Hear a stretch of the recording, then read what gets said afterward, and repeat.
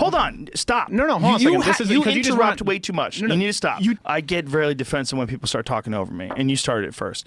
Joe Rogan has the most popular podcast on the planet.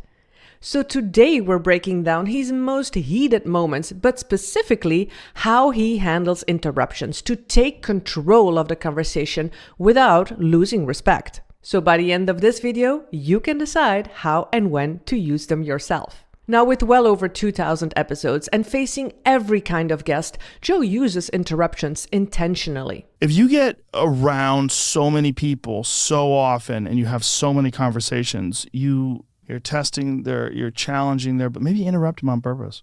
Hey there, I'm Rachel. Let's start with number 1, the aggressive interrupt. Here you'll see Joe Rogan interviewing Steven Crowder, known as a conservative commentator on Fox News, but also a political commentator on his daily podcast, Louder and Crowder. Now, they did share some drinks on this episode, so obviously it fueled the hostile interactions. So why are you arguing against them? No, so why are you saying they're anecdotal? If you want to smoke weed, go ahead. You're looking to be really good at this argument here. No, I'm not. You need to settle down. You said you wouldn't. Hold on. Stop. No, hold on a second. You interrupt way too much. You need to stop. You talk Hold in on paragraphs. a second. No. I don't talk in Go paragraphs. ahead. I make full points. The topic of conversation shifted towards the use of marijuana and its legalization. You're saying some people drive better on marijuana No, than I'm alcohol. not saying that. I've said there have been tests. No, But these are tests. It goes back to your point, right? Let's Say someone has alcohol Are in their these system. tests? I haven't made an argument. You said that the your studies are fatalities sourced. increased. We showed you what happened in wrote about it. Colorado. A fun fact, they lost track of time and Steven eventually missed his flight back home. It was shit, unlikely it's 5 source. o'clock? Yeah. Well, you don't tell me you have to leave now. My before flight's we at turn 6. this around. Well, you're gonna miss your flight no matter what now. You're fucked. We're gonna be fine, dude. No, I'm not going to be fine. I'm not going to make my flight back. During this episode, they both used interruptions to gain control, to overpower the other, and Joe uses disagreement interruptions to forcefully reject Steven's points. You don't shore, man. Just like you don't shore turmeric, you don't shore ginger. Raising your voice and talking louder can be useful and helpful if the other person tries to dominate the conversation and you just want to regain control. Interrupting is not just about shutting people down, and you'll definitely see more examples in the following clips, but it is about keeping the conversation moving forward, keeping the balance and staying in control. And yes, Joe Rogan can come across as harsh or relentless, but here's what he says about that. But my intention is always to be good. I'm not a bad person. By the way, if you like this content so far, can you hit the like and subscribe if you haven't done so already? Moving on to number 2, Matt Walsh, a conservative political commentator known for his strong opinions on gender and culture issues. Dude, I'm not saying Well, that. we're talking about marriage, gay marriage. Joe Rogan uses the power interrupt, but also the disagreement interrupt. It's a totally meaningless institution. So No. they don't need it at all. No, it's not meaningless. It's because it means something to the people that get married. The discussion here between both men, it doesn't become hostile or aggressive, but it continues for a very long time and neither of them gives in on their own beliefs.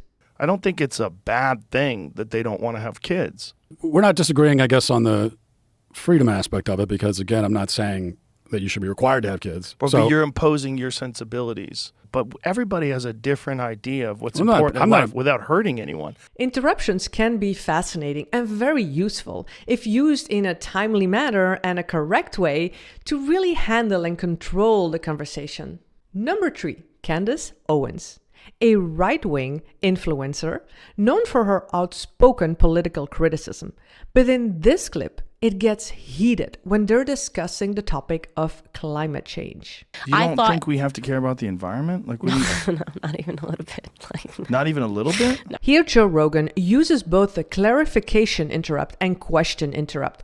The clarification to help her explain her stance on climate change. Do I believe in climate change? No. You don't believe in climate change? Well, I think the climate always changes, I guess is what I should say. And the question interrupt, asking more questions to challenge her views, to push her to define herself. Global warming, global climate change is definitely real. It's happening. Well, the question but it's is why always has it happened? happened. Yes, it has always happened. So what is this is the real- climate change? Yes, the climate changes. It was different weather yesterday than it was today. Say we all Arguments about agree the that Paris global Agreement. warming is real. I don't believe it's real. Okay, so I can't But sit why? here. But I here's the can't. question. I can't. But why have a belief?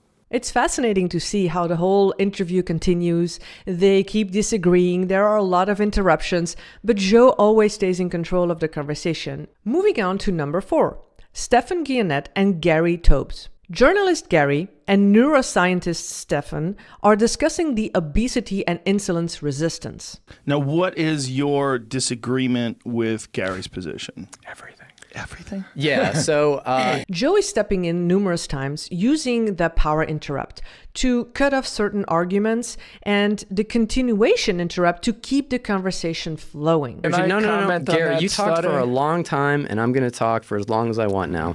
10 I calories. didn't say anything about how Gary, much you have to eat. I'm not done. Okay, no, but you're insulting me, Gary- Stefan. You got to stop doing that, dude. Gary. You keep acting like you think I'm an idiot. All right, are you done now? Are you done? I like this interview a lot because Joe is interacting with two different men, discussing and debating and arguing with each other, and Joe steps in to again control the conversation and keep everything flowing. Can I just finish this? No, you 'Cause can't you until can't I am attack me done. without- no, you Gary, can't do have that. time to respond. You can respond, write down notes on what you want to respond to, and after he's done, you can talk Yeah, about but we're it. going to... Number 5, Lex Friedman. Known for his calm and thoughtful conversation on science, politics, and technology. And here, he is the one interviewing Joe. Can we go to your childhood real quick? So your mom and dad split up when you were 5. I thought that my father was like a hero. You know, he was my dad. I think every kid thinks like that about his dad. This is not a debate. This is not an aggressive or hostile discussion, but deep discussions using agreement interrupt and question interrupt. How do you figure out who to trust in your life? Sometimes fame in itself is isolating. Very. So you have to actually do a lot of work and make sure it doesn't isolate you. Yeah, I don't enjoy it when people want things from me.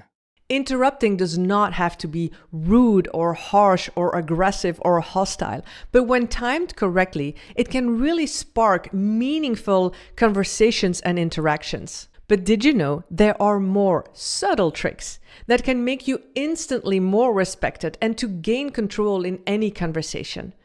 And you'll see these masterful skills in action in this next video. I'll see you there.